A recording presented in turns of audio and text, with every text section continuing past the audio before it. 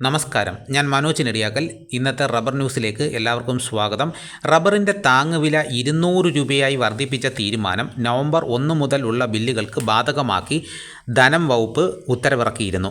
Rubber കർഷകർക്ക് കണ്ണുനീരിൻ്റെ മാസങ്ങളാണ് കടന്നു പോകുന്നത്. വില 200-ൽ നിന്ന് കൂപ്പുകുത്തിയത് ഉൽപ്പാദനം ഏറ്റവും കുറഞ്ഞ സമയത്താണെന്നതാണ് കർഷകരുടെ പ്രതീക്ഷകളെ തച്ചുടച്ചത്.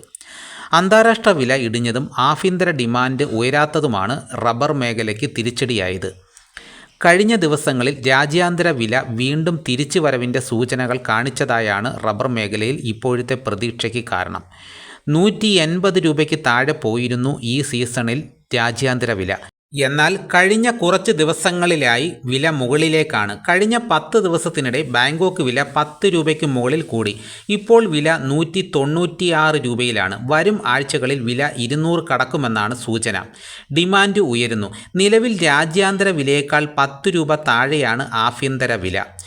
വരും ദിവസങ്ങളിൽ ആഭ്യന്തര വിലയും കൂടുമെന്നാണ് കർഷകരുടെ പ്രതീക്ഷ. ജൂൺ ജൂലൈ മാസങ്ങളേക്കാൾ ഡിമാൻഡ് ഉയർന്നിട്ടുണ്ട്. GST പരിഷ്കരണം വഴി വാഹന വിപണിയിലുണ്ടായ ഉണർവ് റബ്ബറിന് ഗുണം ചെയ്യുന്നുണ്ട്. മാത്രമല്ല, രാജ്യാന്തര വില കയറുന്നത് ടയർ കമ്പനികളുടെ ഇറക്കുമതിയെ ബാധിക്കുകയും ചെയ്യും.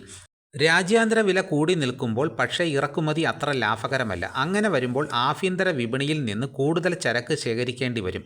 ഇത്തരമൊരു അവസ്ഥയിൽ റബ്ബർ ഡിമാൻഡ് ഉയരുകയും ചെയ്യും. ഡിസംബർ പകുതിയോടെ റബ്ബർ വില കിലോയ്ക്ക് 200 രൂപയ്ക്ക് അടുത്ത് എത്തുമെന്നാണ് പ്രതീക്ഷിക്കപ്പെടുന്നത്. ഉൽപ്പാദന ഇൻസെൻറ്റീവ് പദ്ധതിക്ക് കീഴിൽ 180 രൂപയായിരുന്നു ഇതുവരെ കർഷകർക്ക് താങ്ങുവില നൽകിയിരുന്നത്. കഴിഞ്ഞ ദിവസങ്ങളിൽ ചേർന്ന മന്ത്രിസഭയാണ് ഇത് വർദ്ധിപ്പിക്കാൻ തീരുമാനിച്ചത്. കർഷകർക്ക് കിലോഗ്രാമിന് കിട്ടുന്ന തുക 200 രൂപയിൽ താഴെയാണെങ്കിൽ 200 രൂപയിൽ എത്താൻ എത്രയാണോ വേണ്ടത് അത് സർക്കാർ നൽകുന്നതാണ് പദ്ധതി. കർഷകരെ സംബന്ധിച്ച് താൽക്കാലിക ആശ്വാസം നൽകുന്നതാണ് പദ്ധതി. അതേസമയം താങ്ങുവില 230 രൂപയെങ്കിലും ആക്കണമെന്നാണ് കർഷകരുടെ ആവശ്യം. രാജ്യാന്തര വില ഉയർന്നിട്ടും 186 രൂപയിൽ മതിയെന്ന നിർദ്ദേശമാണ് ഇടപാടുകാർക്ക് കൈമാറിയത്. ഇതോടെ റബ്ബർ വിലയിൽ മാറ്റമില്ലാതെ വ്യാപാരം നടന്നത്. വാരാന്ത്യ വില RSS 4-ന് കിലോയ്ക്ക് 186 രൂപയും RSS 5-ന് 183 രൂപയും, അവധി വില ചൈന 189 രൂപ, ടോക്കിയോ 190 രൂപ, ബാങ്കോക്ക് തയ്യാർ നിരക്ക് 193 രൂപ. യെന്നിൻ്റെ മൂല്യത്തകർച്ച നേട്ടമാക്കി നിക്ഷേപകർ.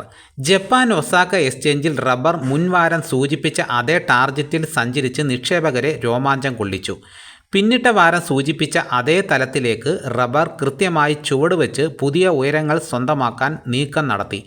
ഒസാക്കയിൽ റബ്ബർ ജനുവരി അവധി കിലോ 324 യെന്നിൽ നിന്ന് കഴിഞ്ഞ വാരം സൂചിപ്പിച്ച 336 യെന്നിലെ ലക്ഷ്യമാക്കി ചുവടുവെച്ച് വാരാന്ത്യം 335 യെൻ വരെയും കയറി. വിപണി അതിൻ്റെ ബുള്ളിഷ് മനോഭാവം നിലനിർത്തുന്നതിനാൽ കഴിഞ്ഞ ലക്കം വ്യക്തമാക്കിയ 344 യെന്നിനെ ഉറ്റുനോക്കാം. ഓപ്പറേറ്റർമാർ ഷോർട്ട് കവറിങ്ങിന് നിർബന്ധിതരായതിനൊപ്പം ഒരു വിഭാഗം പുതിയ വാങ്ങലുകൾക്കും ഉത്സാഹിച്ചു. ഇതിനിടയിൽ വിനിമയ വിപണിയിലെ ചലനങ്ങളും നിർണായകമായി. US ഡോളറിന് മുന്നിൽ യെന്നിൻ്റെ മൂല്യം വാരാന്ത്യം 157-ലേക്ക് ദുർബലമായി. ഡോളർ കാഴ്ചവെക്കുന്ന കരുത്ത് വിലയിരുത്തിയാൽ യെൻ 160-ലേക്ക് ദുർബലമാകാം. വിദേശ നിക്ഷേപകരെ സംബന്ധിച്ച് യെന്നിൻ്റെ മൂല്യത്തകർച്ച റബ്ബറിൽ ഭാഗ്യ പരീക്ഷണങ്ങൾക്ക് അവസരമാക്കി മാറുകയാണ്. ജപ്പാനിൽ റബ്ബർ വില ഉയർന്നെങ്കിലും അതിന് അനുസൃതമായി സിംഗപ്പൂർ, ചൈനീസ് മാർക്കറ്റിൽ റബ്ബറിന് ഉയരാനായില്ല.